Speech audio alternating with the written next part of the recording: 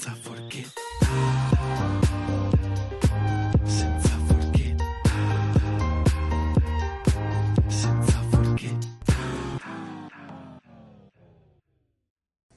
Okay, hi everyone, video diary day 2 and 3. Day 2 was great. Met lots of really nice people from all around the world, lots of rolling hills, farm animals, the sea. It was a bit of a long day, 30 k's into a cute little town called Guernica, and that was nice, a little seaside town.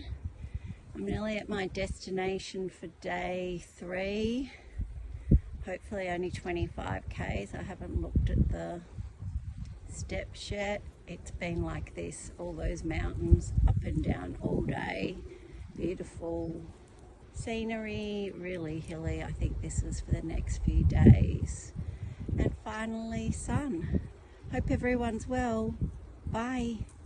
Well, hello everybody. Welcome back to another episode of Senza Forchetta, where in this format we talk to people and we ask about their experience with life, their Camino of life. And today I have the pleasure of having here with me Jodie, that I met on the Camino Primitivo, so the walk that you do in Spain. And we spent 5 days together walking and laughing and telling each other stories. And so I was asking her to do this podcast from probably 2 hours later that I met her because I thought she was really interesting. And finally, I was able to get a hold of you. So thank you so much, Jodie, for putting yourself through this. No problem. Like I said, I don't think I've got anything really interesting to say, but let's see what happens. The format of this second season, let's call it, of Senza Forchetta is really to show the human side that all of us have. We are students, we are professors, we are son, we are fathers, or we are mother, but then at the end of the day, we are all people, right? So I would like to ask you, Jody, tell us a little bit about you, who you are, where you're from, and yeah, a little bit of your life story. My name's Jodie. We met on the Camino. I live in Australia. I've been fortunate enough to travel a lot before I was a mum, with my children and after my children. So travel was a big part of my life or my journey. And then I've lived, in Australia and America and around the world. So, and most of the time for the last 25 years, I've been a mum. Tell me before that. Just working and traveling, yes, but a mum for 24 years. But you start being before you're a mum. Do you think you were a mom even before you became an actual mom? Well, I'm the oldest in my family, so I think you tend to mother people. I'm a natural organizer, so I tend to organize people. So people see that, I suppose, as mothering. In my family, I was the oldest. I had a little bit of family dysfunction with my parents, so that tends to make you mother your siblings and at times even mother your parents. So, I probably had forms of being a mother before I was a mother. But I can't say that I always thought I was going to be a mother or I was like, I have to be a mother.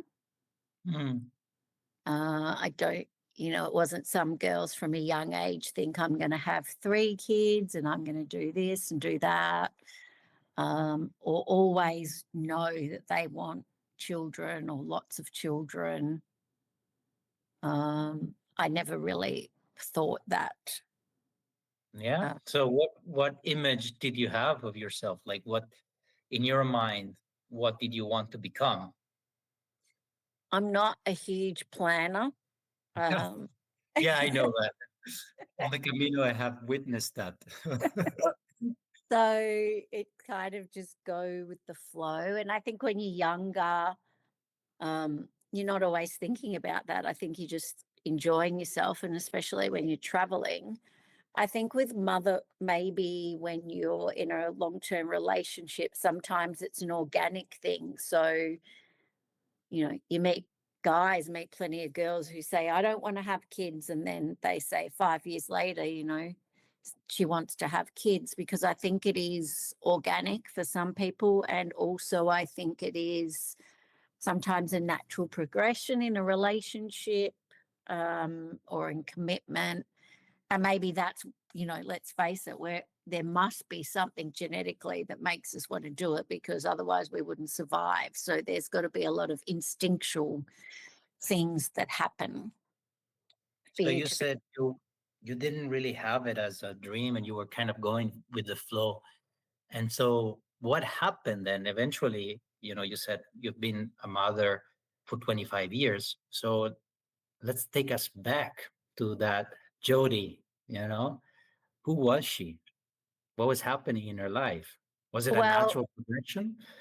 yeah, I think it was a natural progression in the relationship. We'd traveled, we'd come home, we'd bought a house, we'd settled down, we'd spent Where were 3 you? Tell in me a little Melbourne. bit about who was the Jodie before becoming a mother? Well, I worked in the fashion industry, and actually I had 2 jobs. I also worked in hospitality in a bar, because we came home from overseas and we bought a house. It was And in then Australia. In Australia. yes, in Melbourne, where I actually grew up, so south of where I live now. But also, I think it was just a natural progression. After a while, you think you want to become a mum, or you think that's the natural progression. And I was also always very close to my best friend's children. So when I was overseas, the first one was born. And then when I came home, another one was born. And they've always been a huge part of my life. They're actually 10 years older than my children. So both of them are 10 years, they're all 10 years apart. So I really enjoyed them. Um, um, and yeah, I started to try to become a mother, but that wasn't easy for me, and that didn't happen how it happens for everyone else. So I went through medical things because it just wasn't happening. And you're trying hard, and then you go down the medical road and it stops being not that fun trying anymore. It becomes a procedure. Were you And scared?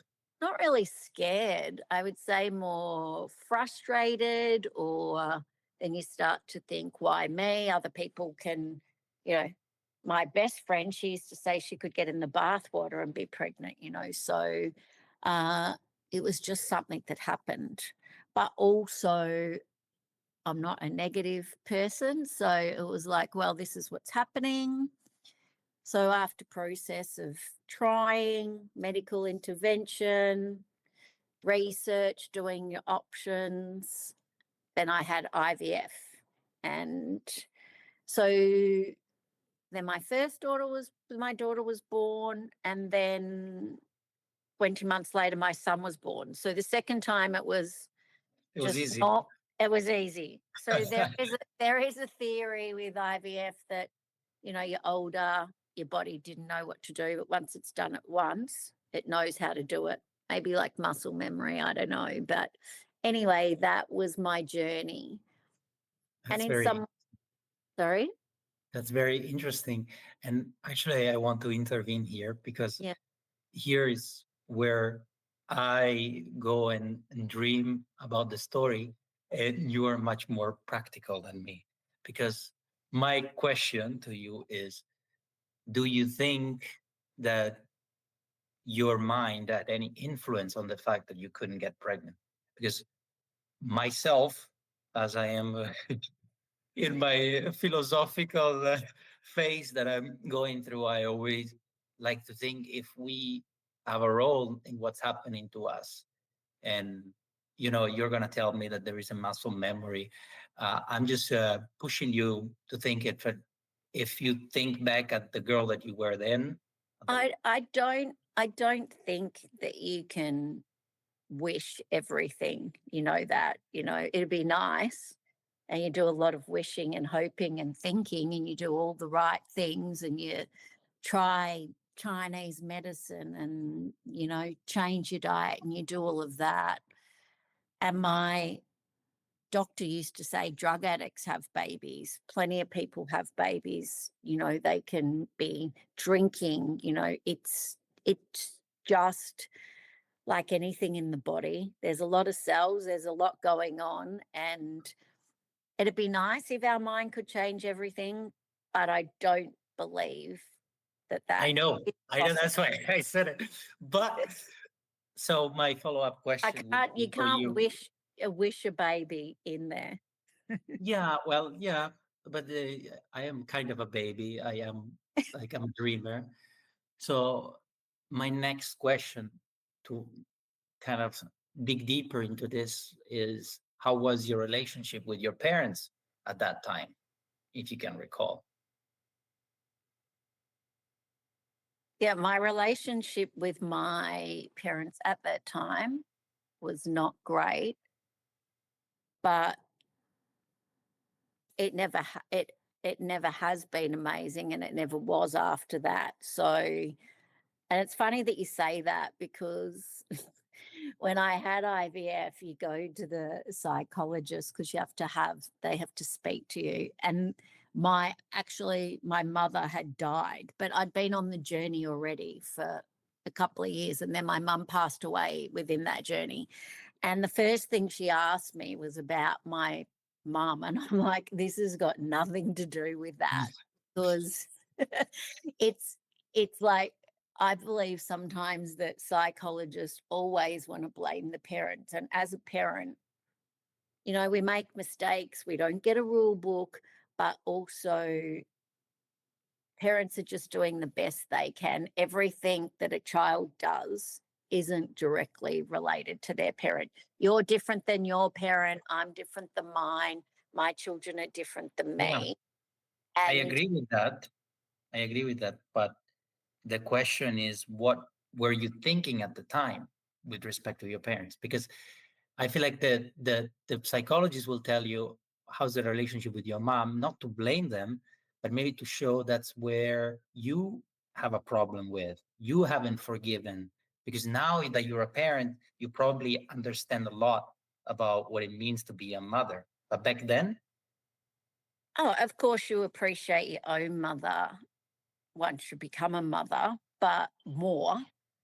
But I was already on my own journey, and I'd been quite independent on my journey from a young age. And also, I traveled overseas, I'd lived overseas. I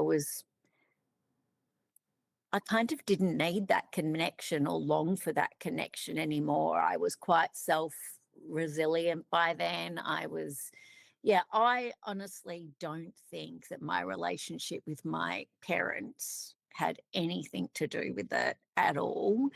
And I think it was just a medical thing, which it is for a lot of people. And I think it's the age that you start trying later, like where you travel, you go overseas. For some people, age might matter, but for other people, maybe it does. Or, like I said, the body doesn't know what to do. But one thing out of having IVF that I have said to other people when I was walking on the Camino, I think that having a struggle did make me a better mother. mm, So I believe that maybe if it had come easy to me, I might have taken it a little bit more for granted. And the other thing, when my children were at school, you'd have mums going, oh my God, I can't wait till they go back to school. And I hate school holidays. I never thought that. I enjoyed every moment. I miss school holidays now because I got to go on all these fun adventures and do things. Well, I don't have any kids to do that with. I do think it probably made me appreciate how lucky it is. And I think maybe if it comes easily to you, like anything in life, you don't look at it in as philosophical way to think, I am really fortunate. So I think if it came easy, because everybody does it and it's part of how the world evolves, you would just maybe think, oh, yes, but I never thought that. I took it for granted. Yeah, to me, like when pain happens, that probably never desirable, but it definitely leave.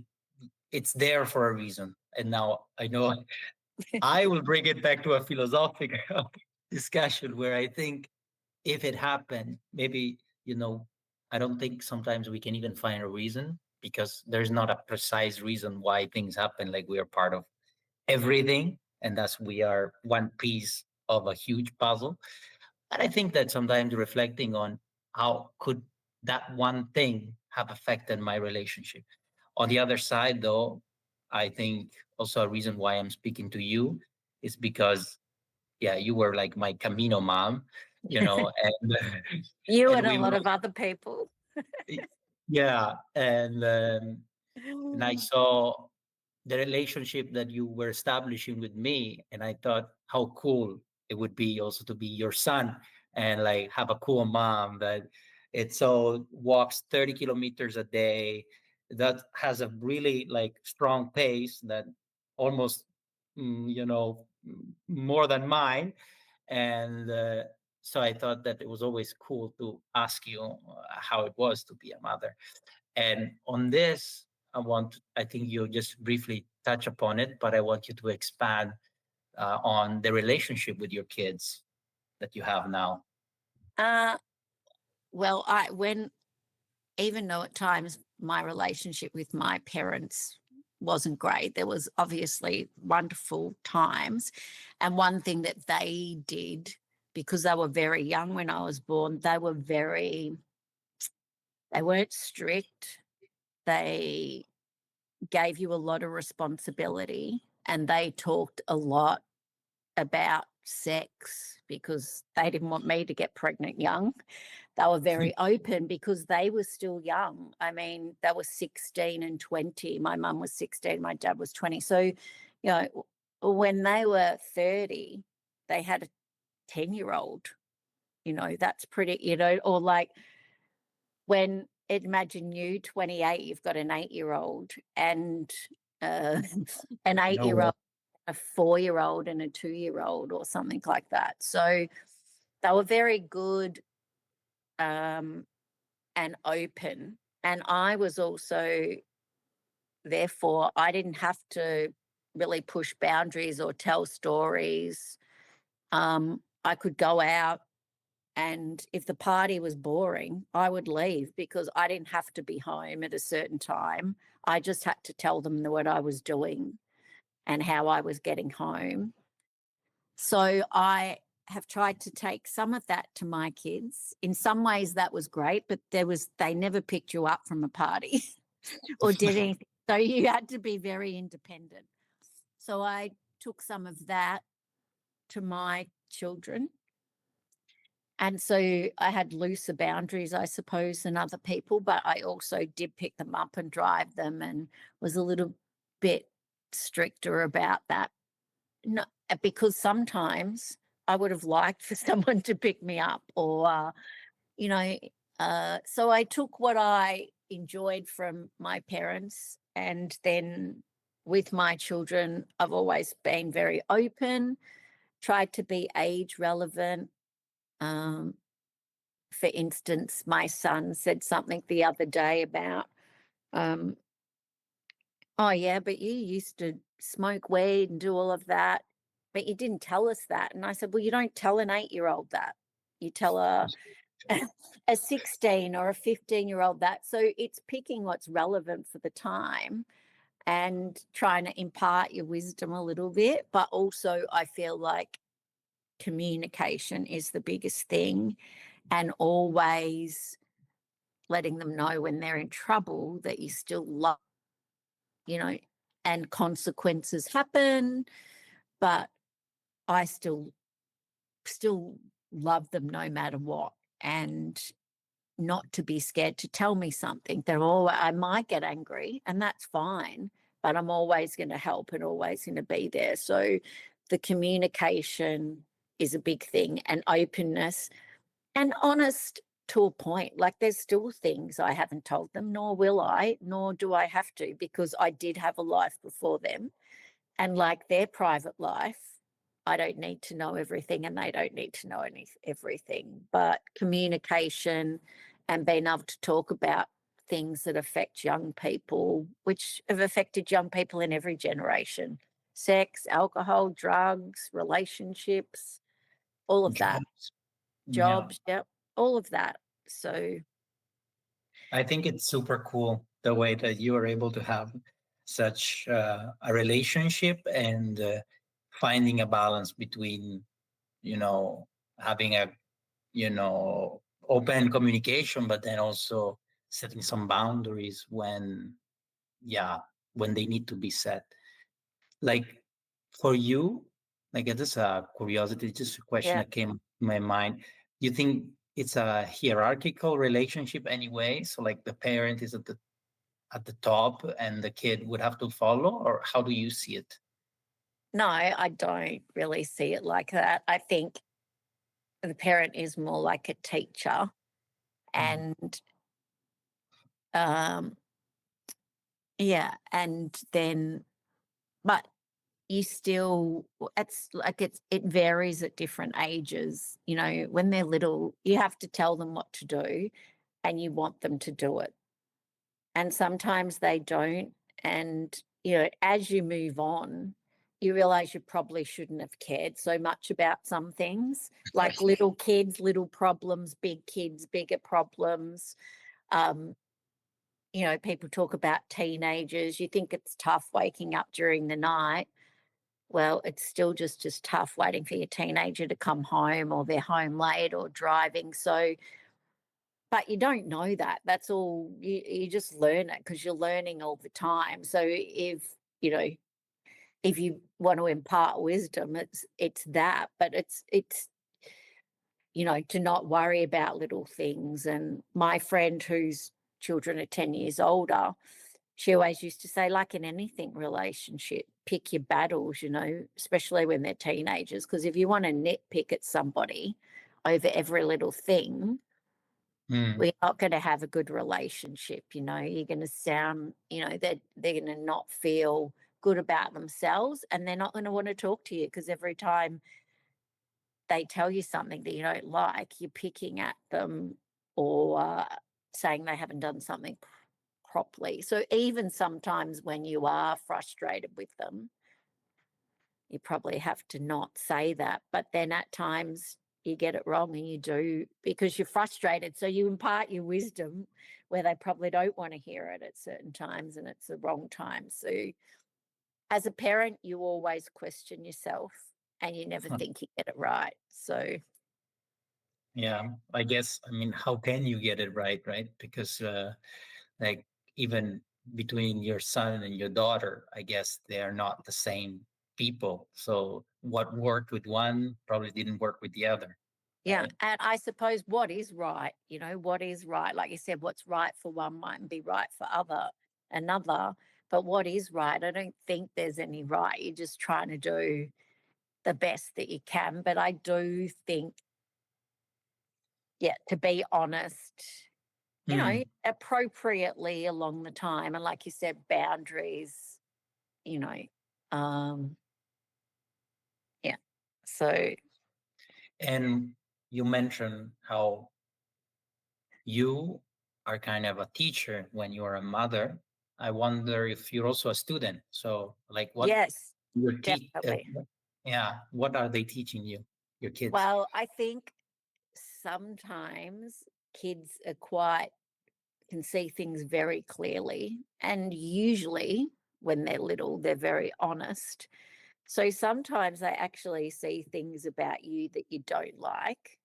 Um, and you're learning all the time, and they point it out, even like in an argument and losing your stuff, when your kid says to you, don't yell, that is a lesson, because you are yelling and you shouldn't be yelling, and you're an adult and you've lost your shit and that. So your kid's pointing that out and they're right, and you need to. Another good thing is to teach people to say sorry, because I think that's, and I would always apologize, or try to always apologize, because you do get it wrong. And also, in the current changing environment, discussing with your kids, people that you meet, like even on the Camino, and your kids, what they think about things, and words that we use that aren't inappropriate, or so you're learning about what's going on and what people your age and their age think, and what's acceptable. And I think sometimes that might apply even more to dads. They tend to be a little bit more out of touch sometimes with some of the things that the talk that is appropriate. So I think they're teaching you that, and they're teaching you to look at yourself better. And, What do you mean by that? well, as like you said, I'm still human. I still do things wrong. I still lose it. I'm still not always in control. You know, And that's or okay.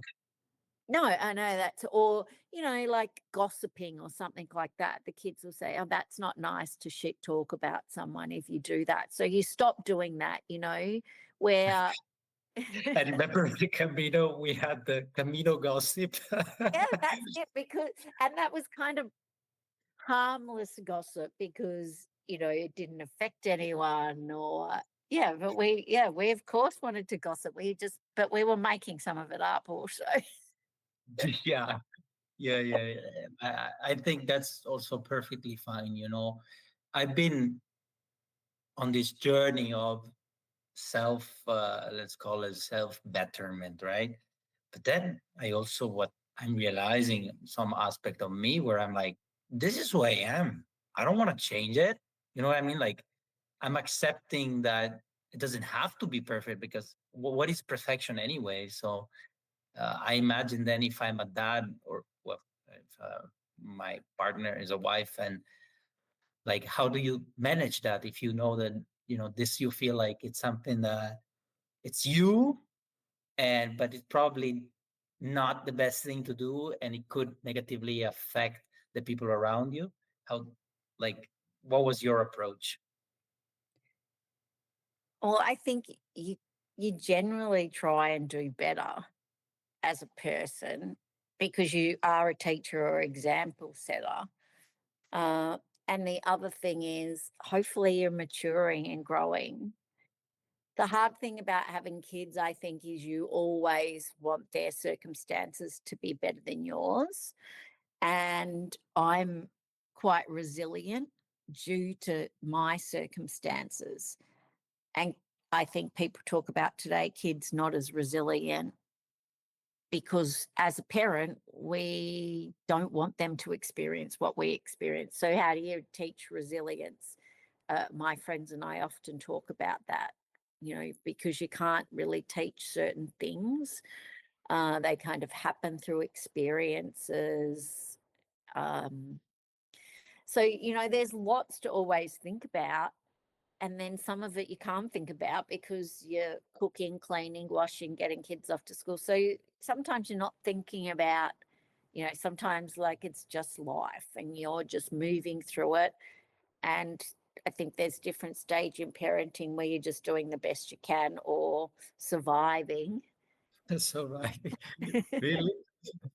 Yeah, Is that well, you bad? talk to anybody who's had a baby, and the first one, it's like surviving. You're looking after a helpless, defenseless human, and also it's not a stranger's human. It's not even a puppy. It's your human that you made, or that you adopted, it's yours to look after. And it's really hard to explain what a huge responsibility. All parents listening would know that, what a huge responsibility you feel. But all that's not, you know, like, I don't think that has to come into your decision to being a parent. Well, maybe it does if you don't want to be responsible, maybe no parenting. Yeah, So, I and mean, that's cool too. It's not for everybody. That's cool too. yeah, I think in that one has to listen to himself or herself and know if they want to go through parenthood, because it is tough. I'm not a father, but I can't imagine, right? Yeah. But also, like everyone says, it's amazing too. So it's a journey, and it's everything, highs, lows, everything. So it is interesting. But again, I think a lot of it's organic. And then, again, life circumstances. If you're fortunate enough to, live somewhere like we do, have a job, all of that. So I can't even imagine being a parent in different countries and different circumstances, but I still think even in those times, it's organic. You know what I'm saying? It's organic. It happens. People get pregnant, babies are born, and everyone just does the best that they can in Yeah. their circumstances. And if you were to give an advice to someone who is, maybe thinking about becoming a mother, or it's approaching that life stage, what would you say? I would say, again, like life, it's your journey, and there's so much noise, and you can have it all, and you can look amazing and bounce back, and all of that's not realistic.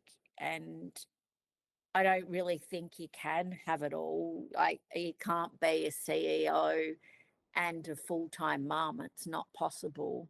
So whatever choices you make, you just have to make the most out of them. There's nothing wrong with being a CEO, but you're not going to be a stay-at-home mum. So you can't have both. So there is, I think there is sacrifices that you make, and I've never thought of them as sacrifices. So that's probably the wrong word, because I didn't think of them as sacrifices, but your life changes a lot. So, and I think I said to you the other week when we were talking about the Camino, something about going to the supermarket, and you're like, can't you find joy in that? And I'm like, no, I can't. I hate the supermarket. I hate it. I hate the supermarket. So it's just accepting, like, that there's jobs to do, and you've just got to do them, and not everything. Not there isn't joy in everything, which you and I have discussed, that it's not, for me, it's not possible. And it doesn't mean I find it horrible or it makes me unhappy. It's just a job. And, I'm practical, and I have to do it and get it done. It's not giving me joy. I've accomplished the job. That's a way to look at it. And I love how we are getting back to the cynical versus dreamer approach. And yes, I agree with you. There are things that are not fun, but also they could be fun. Like, No, I, going to the yes, supermarket. what if you go to the supermarket and you're like, oh my God, it's a game. And now I have to choose the best cereal for I my can't wait. breakfast.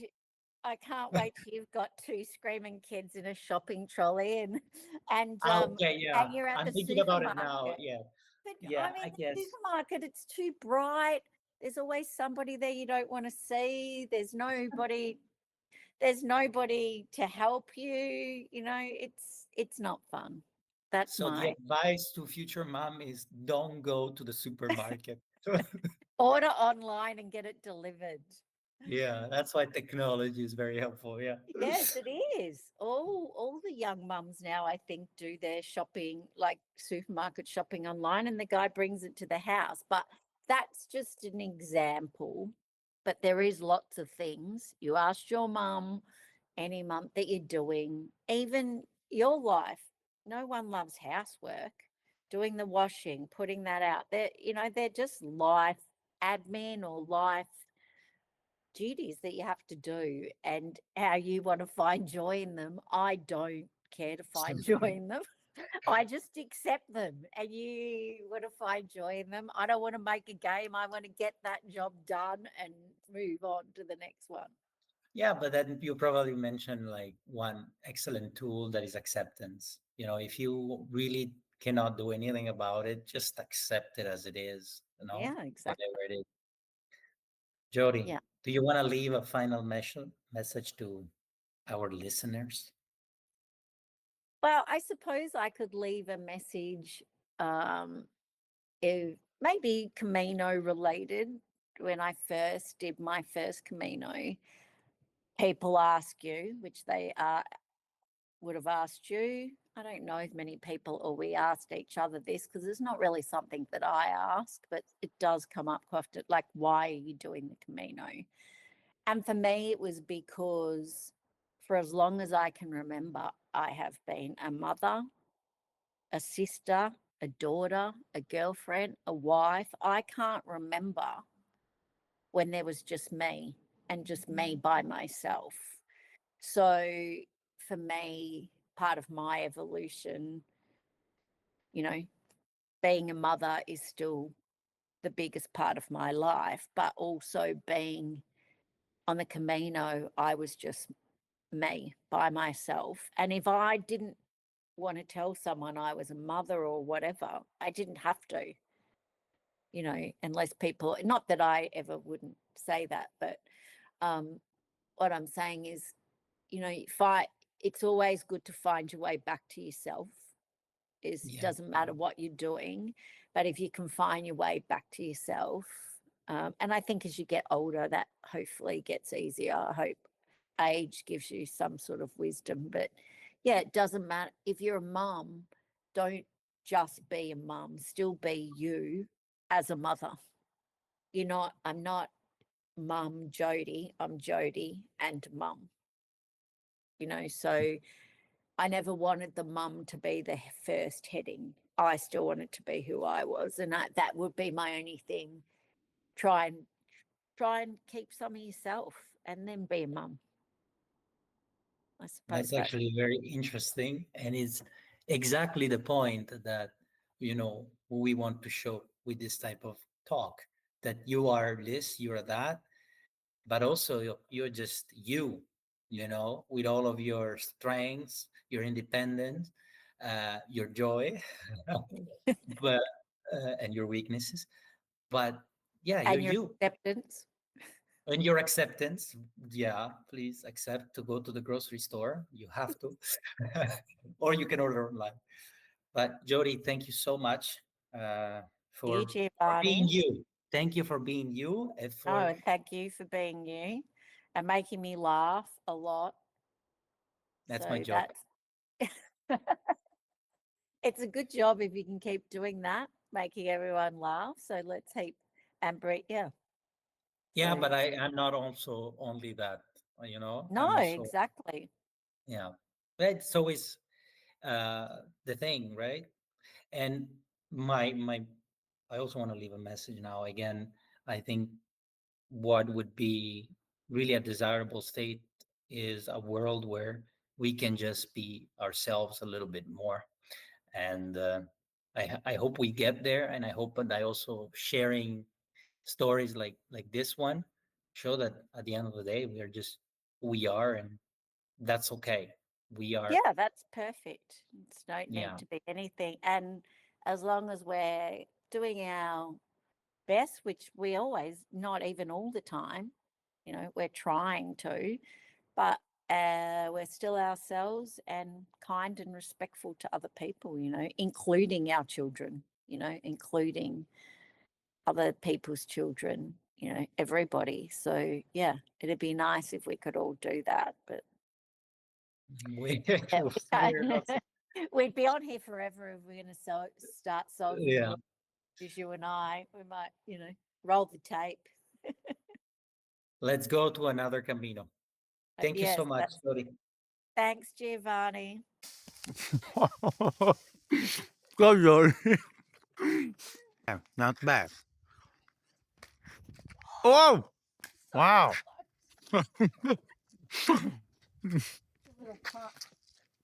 Oh, Almost a hole. I'm going to put it in there. Yeah.